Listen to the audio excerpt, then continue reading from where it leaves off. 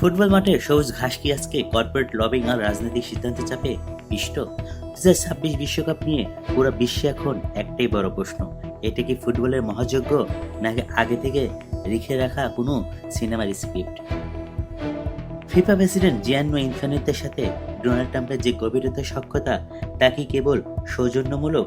FIFA peace prize একটি ব্যক্তিগত উদ্যোগ যা ট্রাম্পকে খুশি করার জন্য বানানো হয়েছে। যখন আমেরিকার খেলোয়াড় ফ্লোরেন বালগুন লাল কার্ড দেখলেন, ট্রাম্পের ফোন আসলো সরাসরি ইনফান্তিনোর কাছে। ফলাফল, কয়েকদিন পরে ফিফার ডিসিপ্লিনারি কমিটি উল্টে দিল নিজেদের সিদ্ধান্ত।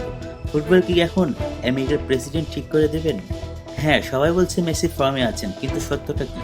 তিনি এখন ফুটবলের চেয়ে বড় একটি বিজনেস ইম্পেরিয়াল। 80টা বড় ক্যাম্পেইনে 22টাতে Messi. Adidas, Lay's, Sony Pictures পুরো টুর্নামেন্টে যেন মেসিকে ঘিরে। এই সাম্রাজ্য কি মেসিকে ছাড়া টিকতে পারে?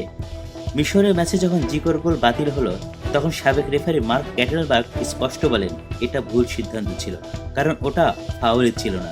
কিন্তু গোল তো বাতিল হলো কেন? কারণ মেসিকে পরবর্তী রাউন্ডে টিকিয়ে রাখা প্রয়োজন। মিশরের কোচ পরিষ্কার বললেন এটা মার্কেটিং ছাড়া আর কিছু নয়। আসুন কিছু পরিসংখ্যান দেখুন যা চোখ কপালে ওঠার উপযোগ্য। আর্জেন্টিনার প্রথম 5 ম্যাচে 59টি ফাউল করেছে, কার্ড পেয়েছে মাত্র 3টি। প্রতি 19.6টি ফাউলে একটি কার্ড।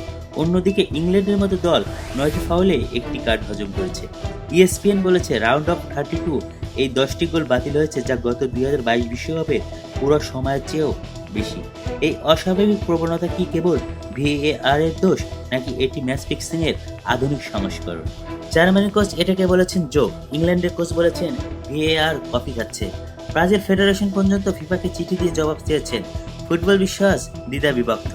আমরা জানতে চাই মাঠের লড়াই কি আমরা শেষ পর্যন্ত জয় দেখতে চেয়েছি, নাকি সেটি ঠিক করে দেওয়া হচ্ছে কোনো মার্কেটিং ডেস্কে? বাসার সবুজ, স্পোর্টস 360।